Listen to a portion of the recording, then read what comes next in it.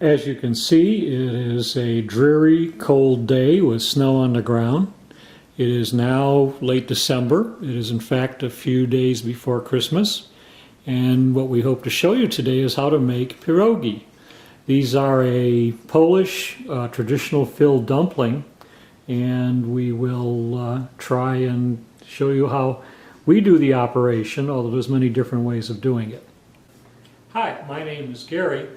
My wife Chris and I are going to try and show you how to make pierogi. This is a dish that we serve traditionally on Christmas Eve for our family and friends.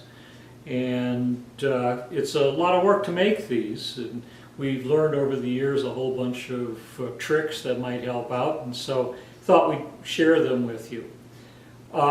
It takes 2 days for us to really prepare for and make the pierogi, these filled dumplings. The first day typically we make the fillings, and that usually takes a couple of hours for the amount of material that we're going to be making up. We're going to be making 3 fillings, and they are traditional with us.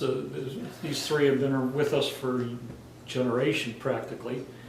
Sauerkraut filling, a potato filling, actually a roasted garlic potato filling, and a cabbage filling. The ingredients that we use are really very simple. I have 6 pounds of onion, I have 5 pounds of potato, 2 garlic cloves, 4 pounds of sauerkraut. We prefer the refrigerated sauerkraut to the can, but that's just a personal preference. I have a head of cabbage, which we're then going to prepare all this, fry it all up using butter, a combination of butter and olive oil.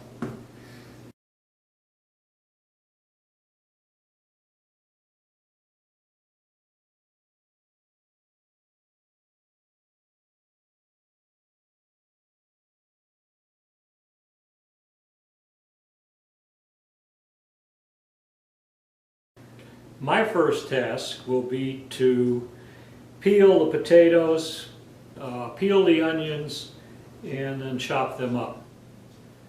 Okay, we have our 6 pounds of onion peeled and our 5 pounds of potato. I want to now chop the potatoes, or at least cut them in half, the larger ones, and get them into the water so that we can start those boiling, and then we'll begin chopping the onion.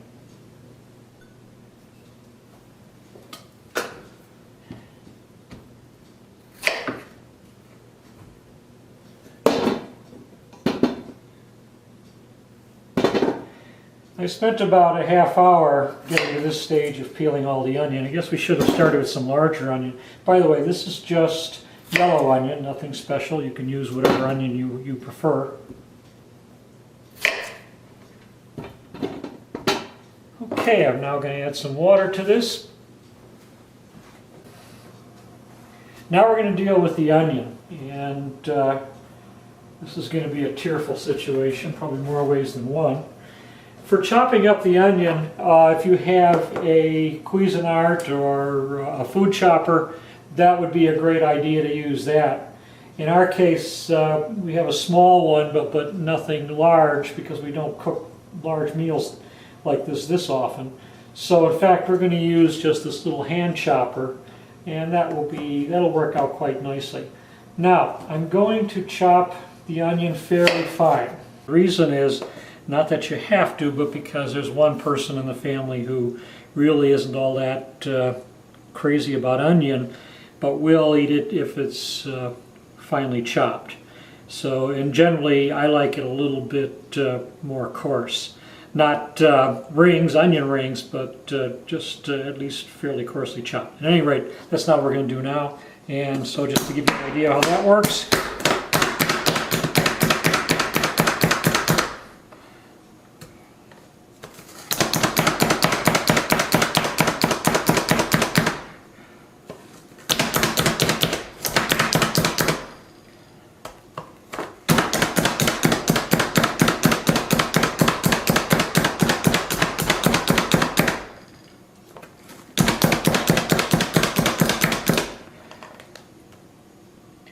clearly this is a slow process that's going to take a while.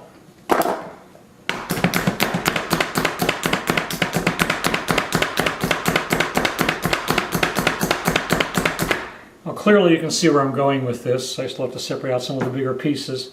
And I will then finish this up and we'll continue from there.